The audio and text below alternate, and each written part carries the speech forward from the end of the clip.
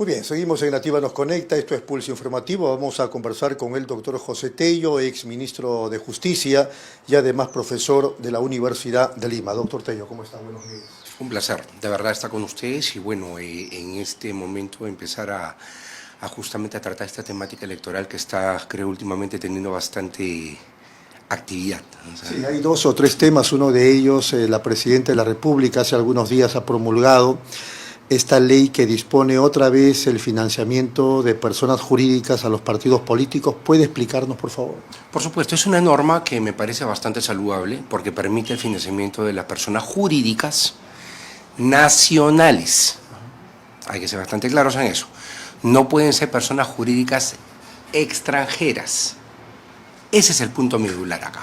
O sea, tenemos nosotros personas jurídicas que ahora ya pueden de manera transparente dar sus aportes. Y eso es algo bastante positivo en la medida en que nos aligera un poco también el tema de la fiscalización, porque justamente lo que tenemos que ver es que los organismos electorales, y en especial la OMPE, que se encarga de lo que es supervisión de fondos partidarios, es una labor titánica lo que tiene al frente cada vez que tenemos un comicio electoral. Si le parece saludable, ¿cómo es que antes no se le consideró? ¿Por qué recién ahora se le promulga el retorno del financiamiento de personas jurídicas? Hay que recordar que este tipo de normatividad es una normatividad que viene desde ya hace algunos años, no mucho, y se da justamente con las reformas electorales post las reformas constitucionales del año 2018. Hay que tener eso presente. Entonces, la coyuntura que nos tocó vivir a nosotros en aquel momento demandaba, pues, de poner estate quieto a cualquier tipo de aporte de persona jurídica, especialmente a la persona jurídica con finalidad de lucro, la empresa. ¿Y por qué? Porque hay que tomar en cuenta que las cosas en la política nacional responden a procesos, y en ese momento el proceso que más conmocionó a toda la ciudadanía es el caso Odebrecht. Tenemos incluido la construcción, caso Odebrecht, entonces definitivamente en ese momento fue una respuesta que la verdad trataba como de alejar el tema privado, luego de este tipo de escándalos tan sordios, de lo que es la actividad política. Pero seamos claros en algo, o sea, igual se podría ir dando, porque una persona, por ejemplo, yo accionista de una empresa, podía como persona natural dar hasta lo que me permite el tope, o sea, y el dinero salía de mis utilidades de la empresa.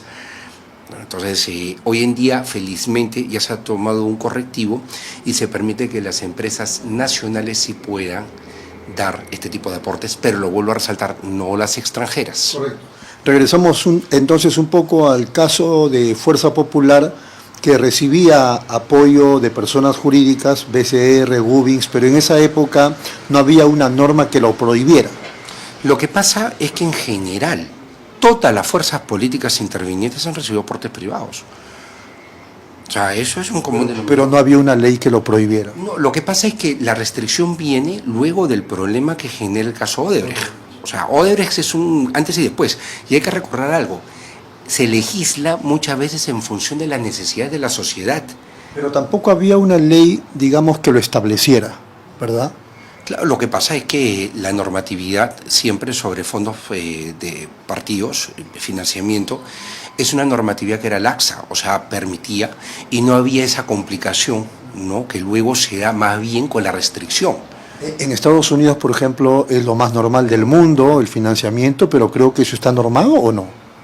Lo que pasa es que allá se maneja de otra manera totalmente distinta y sí es perfectamente válido. O sea, allá las reglas son totalmente diferentes. O sea, no hay ningún problema. Uno puede darle incluso a un familiar un cargo de confianza en el gobierno. O sea, ese es otro esquema el que tiene el estadounidense, es otro esquema totalmente diferente. Pero donde tenemos que reconocer que los entes reguladores son muy fuertes, a diferencia de acá. Lo que pasa es que yo creo que la OMP hace su trabajo con las limitaciones del caso. Lo que sucede es que si nosotros vamos a fiscalizar un universo de 100.000 personas, no podemos tener la capacidad operativa para fiscalizar a 5.000. O sea, ahí viene el problema, que se pretende a veces, a través de la ley, dar vallas muy altas como para complicar a los organismos electorales. Dicho sea de paso, acá también hay que tener bastante cuidado y es una invocación al Congreso de la República. Siempre las normas electorales se diseñan en el Congreso, se promulgan luego del debate y la aprobación en el Congreso por parte del Ejecutivo, o a veces por insistencia también del propio Congreso, pero finalmente quienes se aplican son los organismos electorales. Jurado en lo que es Administración de Justicia Electoral, OMPE, en lo que le corresponde a la organización del proceso electoral, y bueno, RENDIEC en lo que es su competencia, que es el registro. Sí, pero vamos a que ellos tienen un marco normativo, o sea, hay un marco normativo que es el que tienen que aplicar. Entonces, acá hay que entender una cosa: si luego vienen cuestionamientos sobre el proceso, deberíamos ir al exégesis, es decir, al Congreso de la República. O sea, ahí nace muchas veces el antitecnicismo que luego genera problemas. Entonces, hay que, yo creo, sopesar, y siempre también una invocación al Parlamento de tomar el aspecto técnico como algo medular. O sea, acá es importantísimo que, más allá de los apasionamientos políticos, más allá de las posturas que son legítimas, más allá de los acuerdos que hacen las propias fuerzas políticas para sacar leyes adelante, tiene que primar un criterio técnico, porque el tecnicismo es fundamental.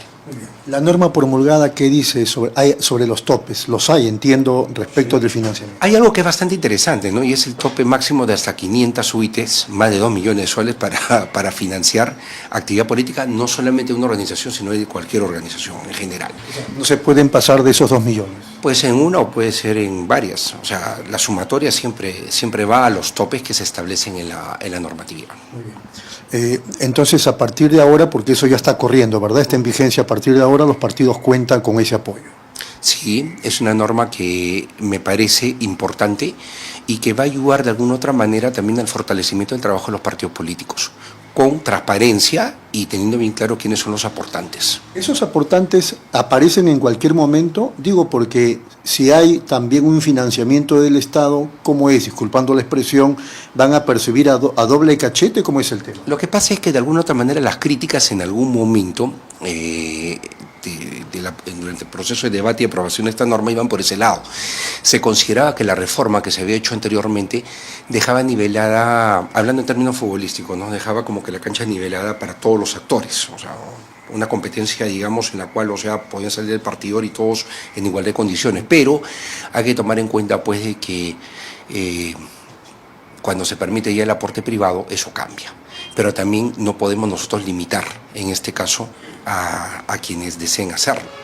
Y además también quienes lo van a terminar haciendo, sacándole la vuelta a la norma.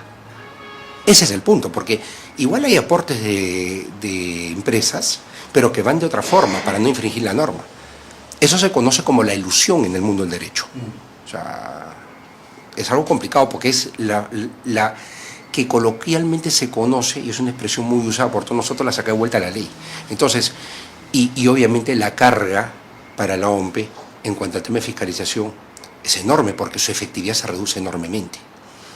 Entonces, digamos, en esta campaña del 2026 se puede contar con el financiamiento del sector privado, pero también del sector público, ¿es así? Claro, porque siempre está el financiamiento público a las organizaciones políticas que, como sabemos nosotros, también tienen representación en el Congreso, pero también, o sea, por un tema de accesibilidad durante el proceso eleccionario, la banda sigue sin ningún problema. Ahora, respecto del sector público, lógicamente que los partidos tienen que dar cuenta en lo que gastan. ¿Lo mismo ocurre u ocurrirá con los financiamientos privados? Con mayor razón, es evidente. Y ya sobre ese punto tiene que haber un protocolo para que todo eso quede mucho más ordenado. El otro tema es Antauro Humala y Vizcarra. Entiendo que están inhabilitados ambos, pero parece ser que uno de ellos está mirando la posibilidad de candidatear al Congreso y el otro insiste en ser candidato presidencial. ¿Cómo se entiende eso? A ver, en el caso de Martín Vizcarra hablamos de una inhabilitación producto de lo que ha resuelto el Congreso.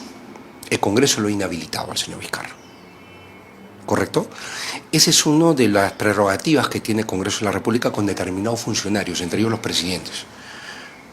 Entonces, ellos pueden inhabilitar. Por lo tanto, él no puede ser presidente, pero sí puede ser candidato. ¿Cómo es la figura? No, porque definitivamente hay un impedimento de postulación. Y esto decanta de lo que establece de una manera muy exacta el artículo 33 de la Constitución y el artículo 100. Ambos artículos, ¿no? Si es que tiene este tipo de situaciones. Ahora, entiendo que la elección interna no es obligatoria, ¿o sí? No, sí, hay elecciones internas, evidentemente son de carácter obligatorio. Las que ya no son obligatorias son las PASO, porque desaparecieron, ¿no? Las primarias abiertas simultáneas obligatorias, PASO. Ahora, ¿qué cosa es obligatorio en las La internas? elección interna propiamente, que siempre tiene que haber en un partido político. Hay 3 caminos, me parece, para eso. Claro.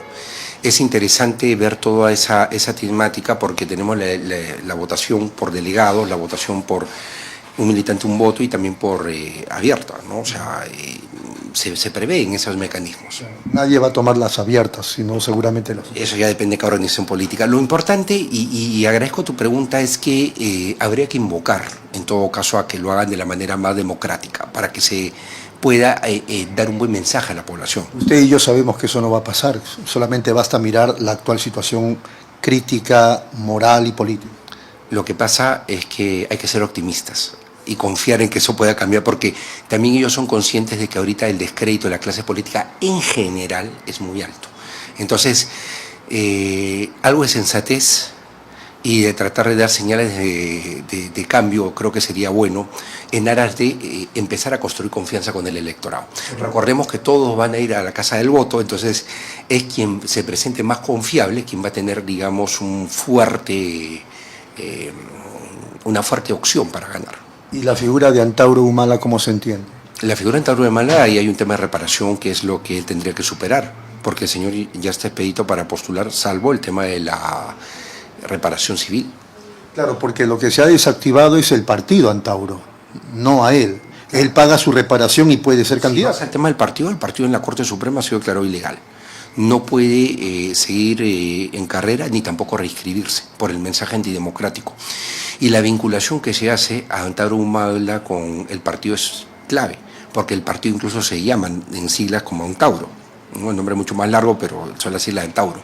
Y el lenguaje corporal, lo que dice el señor Humala permanentemente es antidemocrático, por donde uno lo vea. Su discurso es muy fuerte. Entonces, definitivamente lo que hizo la Corte Suprema estuvo muy bien, pero él tiene expedito, o sea, el partido, hablemos del partido, el camino de ir hacia lo que es la sede constitucional, a tribuna constitucional, evidentemente pasando por el primer tramo que es en el Poder Judicial y luego en agravio hacia el TC. Y también tiene expedito el camino de la protección de derechos, ¿no?, que se puede hacer tranquilamente en la Comisión Interamericana de Derechos Humanos, como ya lo han hecho algunas personas anteriormente. Por lo que le entiendo, ¿tiene que agotar esas instancias para poder ser candidato? Claro, la medida de protección es en la comisión. Sí, lo que pasa es que para ser candidato con su partido, pero hay que recordar algo. El señor... ¿Qué partido? Si Antauro ya no existe el partido. No. Es que lo que pasa es que si en sede de Tribunal Constitucional se revierte, ahí podría de nuevo seguir en carrera. No hablemos solamente del señor Humala, hablemos de los miles de afiliados a ese partido. Claro. No es solo el señor Humala, es una maquinaria. Entonces, ahí hay una serie de derechos que... Está como el tema de las organizaciones criminales, a los que así se califican los partidos políticos, a algunos, pero uno dice, bueno, los que pueden estar vinculados al delito son los que manejan el partido, pero no los miles de militantes que pueda tener. Claro, o sea, hay que tener un poco de respeto hacia lo que es la institución, pero más allá de eso, es una decisión que, como le digo, ha tomado la Corte, y puede ser revertida por el Tribunal Constitucional en agravio, ¿no?, o eventualmente, como le digo, por una intervención de la Comisión, con una cautelar. Pero ya para ir terminando, entonces, al margen del partido político, él como ciudadano puede ser candidato, previamente debe pagar su reparación Civil, y hay que tener en cuenta, su participación en las elecciones generales no están claras. ¿Por qué? Porque muchos, y con válida razón, colegas, también expertos en materia electoral, especialistas, señalan de que ya vencieron todos los plazos. Pero hay que tomar en cuenta algo, una cancelación no es algo que se pueda dar de una manera prevista. O sea, nadie prevé que su partido va a ser cancelado, o no hay un cronograma en el calendario electoral, o sea, dentro de lo que es el calendario electoral, no hay un día específico, un hito para cancelar partidos. Esto vino producto de una decisión de la Judicatura, del Poder Judicial. Entonces, habría que ver bien cuál es la situación jurídica en lo electoral para el Jurado Nacional de Elecciones del señor Humala. Y esto puede ser un procedimiento de oficio que podría ser, no solamente el caso del señor Humala, sino de los miles de afiliados de este partido que se cancela, que el jurado aclare y diga, por ABCD, la situación de las personas podrían o no postular para las elecciones generales, ¿no? ABCD motivos. Pero también podría ser de que llegue a forzarse un pronunciamiento de la instancia del Jurado Nacional de Elecciones, y eso a través de un mecanismo que podría ver el propio Humala o también el partido, y es más, correspondería que lo haga el partido. Listo. Doctor Tello, una reflexión final de optimismo. De optimismo siempre hay que tenerlo, y segundo, algo de conciencia ciudadana. Sinceramente, estimados amigos, por favor, ninguna ley le va a colocar las autoridades que se merecen, solamente su buen juicio y su buena valoración de a quién le van a dar su voto. Entonces, trabajo como electores en escoger bien al partido, a la persona que vayan a darle el voto, y no estar luego lamentándonos de malas decisiones, a veces improvisadas o a veces no muy meditadas. Ha sido muy amable. Muchas gracias al doctor José Tello, exministro de Justicia. Pausa, regresamos.